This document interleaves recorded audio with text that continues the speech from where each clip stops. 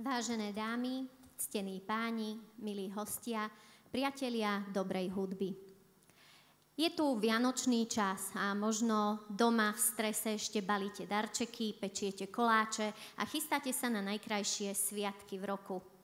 O to sme radšej, že ste v tomto zhone našli chvíľočku, aby ste prišli medzi nás, na chvíľu sa zastavili a započúvali.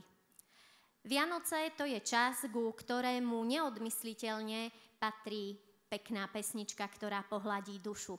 No a práve v tomto období sme sa aj my rozhodli, že do tohto vianočného času prispejeme nielen peknou piesňou, ale najmä radosťou a dušou, ktorú do týchto piesní, ktoré tu dnes odznejú, dávajú naši speváci.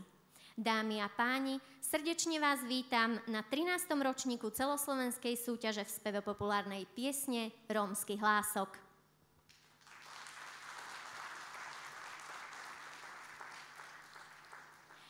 Ako by to bolo, keby spevácka súťaž nezačala piesňou?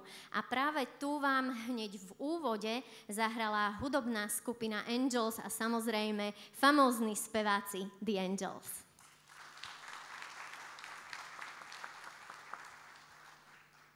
No a keďže sme na speváckej súťaži, tak nám tu samozrejme nesmie chýbať odborná porota. Už roky medzi nami každý rok pravidelne sedia tí istí ľudia, ktorí sú na slovo vzatí odborníci a vždy rozhodnú tak, že s nimi súhlasia aj naši diváci a stotožňujú sa s ich rozhodnutím aj naši speváci a organizátori. A preto sú každý rok tu a dnes ich opäť srdečne vítam. Je to Kamilka Rácová z Lučenca,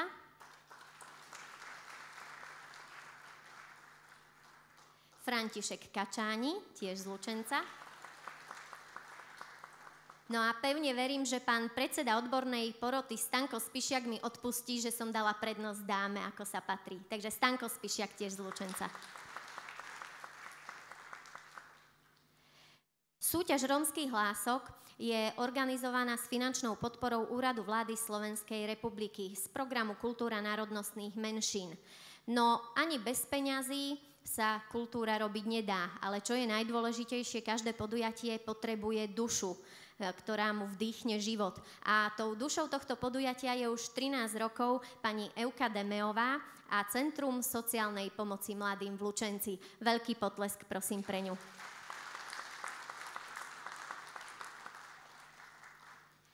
No a aby sme to zbytočne dlho nenaťahovali, tak ešte predsa len by som rada privítala aj našich vzácnych hostí.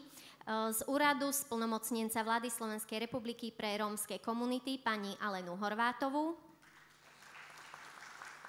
a zo súkromného hudobného a dramatického konzervatória v Rimavskej Sobote pani Gabrielu Radičovú.